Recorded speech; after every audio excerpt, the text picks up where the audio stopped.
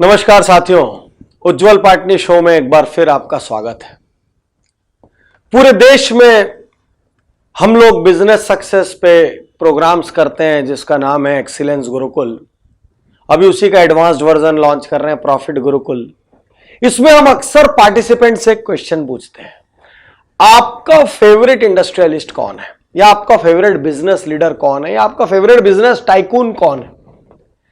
और 100 में से 70 लोग हमको कहते हैं मिस्टर रतन टाटा हमारे आइडियल है, हमारे आइकॉन है। मुझे भी वो बहुत पसंद है।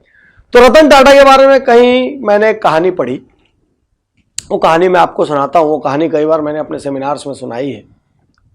कहते हैं कि रतन टाटा एक बार अपने एक निजी हेलीकॉप्टर से कहीं जा रहे थे और हेलीकॉप्टर में कोई प्रॉब्लम आ गई और उस हेलीकॉप्टर को आपात लैंडिंग करनी पड़ गई। एक जगह जहां पर आपात लैंडिंग हुई, तुरंत उनके साथ जो लोग थे उन्होंने आसपास के टाटा के डीलर्स को खबर कर दिया। अब टाटा के इतने सारे प्रोडक्ट हैं, हर जगह कोई ना कोई डीलर है, तो तुरंत तत्काल बहुत सारे डीलर्स वगैरह टाटा साहब आए, उनको लेने आ गए। अब जो भी नई व्यवस्था होनी थी, जो भी रिप्लेसमेंट में आ रहा था, उसको आने में कम से कम 4-5-6 घंटे का समय था। तो रतन टाटा ने पूछा कि आसपास अपना कोई प्लांट है? तो किसी ने बताया हाँ सर ये प्लांट है। तो रतन टाटा ने बोला चलो वहां चलते हैं। और रतन टाटा कहते हैं कार में वहां चले गए, साथ में कुछ लोग थे, और उन्होंने गेट पे ले जाकर अपनी गाड़ी खड़ी की। तो साथ वाले लोगों ने गार्ड से कहा दरवाजा खोलो। गार्ड ने बोला गेट पास दिखाइए। जो कार में बैठे थे उन्होंने कहा पागल हुए, कार में कंपनी के मालिक है रतन टाटा, तुम गेट पास मांग रहे हो। वो कहता है सर कौन है मैं नहीं जानता, मेरे को यह बताया गया है कि अंदर आने के लिए या तो आदमी के पास गेट पास होना चाहिए या तो उसकी कार में स्टिकर होना चाहिए। दो ही स्थिति में मैं अंदर जा सकता हूं, जाने दे सकता हूं। जो साथ में लोग थे वो बहुत गुस्सा हो गए, भड़क गए।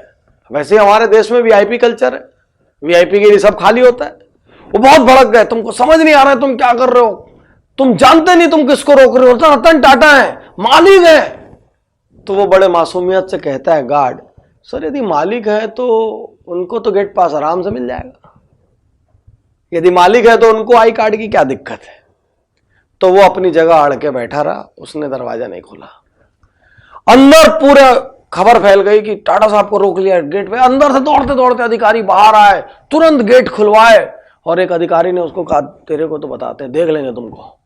वो समझ गया आज तो कुछ गड़बड़ हो गई और अपना बोरिया बिस्तर बांधने का वक्त आ गया और उसने अपना सामान वामान पैक किया और जाने की तैयारी में लग गया।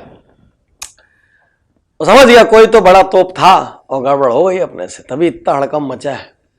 और 1-1.5 घंटे बाद अचानक एक अनाउंसमेंट होता है जिसमें उस गार्ड को हॉल में आने को कहा जाता है। अब वो गार्ड सोचता है अरे बाप रे, सबके बीच में मेरे साथ आज सब कुछ किया जाएगा। वो गार्ड डरते डरते जाता है हॉल में, और हॉल में जाता है तो क्या देखता है, उसका नाम स्टेज से अनाउंस किया गया और सारे लोगों ने उसके लिए ताली बजाई। पूरा हॉल उसके लिए ताली बजा रहा था। और वहीं को वहीं उस गार्ड के लिए एक बड़े अवार्ड का अनाउंसमेंट किया गया और साथ में कैश प्राइज दिया गया। ऐसा क्या किया था उस गार्ड ने? उसने तो उल्टा मालिक को रोका था। हमारे यहां कोई रोक दे नॉर्मली मालिक को, बाद में वो फायर हो जाएगा। लेकिन उसको सम्मान मिला, लेकिन उसको तालियां मिली, लेकिन उसको प्रमोशन मिला, लेकिन हर व्यक्ति की नजर में वो हीरो हो गया। ऐसा क्यों? क्योंकि रतन टाटा ने एक बात कही, यदि इसको यह सिखाया गया था कि इस गेट से आने वाले हर आदमी के पास गेट पास होना चाहिए या उसकी कार में स्टिकर होना चाहिए, यदि इसने गेट पास और स्टिकर ना होने की वजह से मुझे रोका है तो इसका मतलब ये अपनी जगह का मालिक है, ये उस गेट का मालिक है और इसने एक नियमतः बर्ताव किया है कि जो कुछ होगा नियम से होगा। इसने परवाह नहीं की गेट पे कौन है और कौन नहीं है। ये दबाव से हटा नहीं, ये दबाव से डिगा नहीं, ये दबाव से डरा नहीं, और इसने गेट पर वो किया जो एक सच्चे ओनर मेंटेलिटी वाले इंसान को करना चाहिए। आज मैं आपसे कहना चाहता हूं, आप यदि कहीं जॉब भी करते हैं तो आप स्टाफ बन के जॉब मत करिए, ओनर बन के जॉब करिए। ओनर एक पद नहीं है, ओनर एक सोच है। ओनर सैलरी से नहीं होते हैं, ओनर माइंड सेट से होते हैं। हो सकता है आप पानी पिलाते हो, ऐसा पानी पिलाइए कि सामने वाले को लगे क्या आग्रह से पिलाया है। हो सकता है आप पेंट्री में हो, आप चाय पिलाते हो, ऐसी चाय पिलाइए कि उतनी मनोहार किसी ने ना की हो। आप ऐसे काम करिए कि आपके बॉस, आपके मैनेजमेंट आप पे ब्लाइंड भरोसा करें। और आप अपने, यदि आप मालिक है तो आप अपनी टीमों को भी ये सिखाइए कि ओनर मेंटालिटी से काम करें। एक ओनर घड़ी नहीं देखता, एक ओनर परवाह नहीं करता। एक ओनर इसीलिए क्योंकि वो सुबह 6 बजे भी काम कर सकता है और रात को 12 बजे भी काम कर सकता है। और यदि ग्रो करना है जिंदगी में तो ओनर मेंटालिटी जरूरी है, क्योंकि ओनर मेंटालिटी हो सकता है आपको अपनी कंपनी के बहुत ऊपर के पदों पे ले जाए। ओनर मेंटालिटी ये भी हो सकता है आपको खुद कहीं का ओनर बना दे। तो ओनर एक सोच है, ओनर एक माइंडसेट है, ओनर एक थॉट प्रोसेस है। और स्टाफ मेंटालिटी से काम करोगे तो फिर घड़ी देखोगे रोज, इतना बज गया, मेरे को तो जाना है, मेरा तो ये काम है, आज तो मेरा छुट्टी का दिन है, मेरे को तो ज़्यादा काम बता दिए, मेरे से तो ज़्यादा मेहनत करा लिए, दूसरे को तो ऐसा करते हैं, मेरे साथ तो ऐसा करते हैं, रोते रहिए। फिर स्टाफ मेंटेलिटी वाला आदमी कभी बड़ा नहीं हो सकता, वो कभी जिम्मेदार नहीं हो सकता, उस पर कभी कोई भरोसा नहीं करेगा, उस पर कभी कोई ट्रस्ट नहीं करेगा, उसकी ग्रोथ नॉर्मल रहेगी, कभी कुछ एक्स्ट्राऑर्डिनरी नहीं करेगा।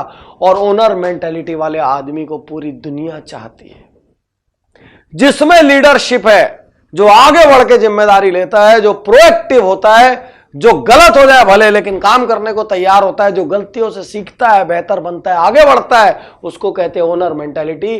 और जो बार बार एक ही गलती करता है वो बाद में बोलता है अब मैं क्या करूं सर, अब मैं जितना जानता हूं उतना ही जानता हूं।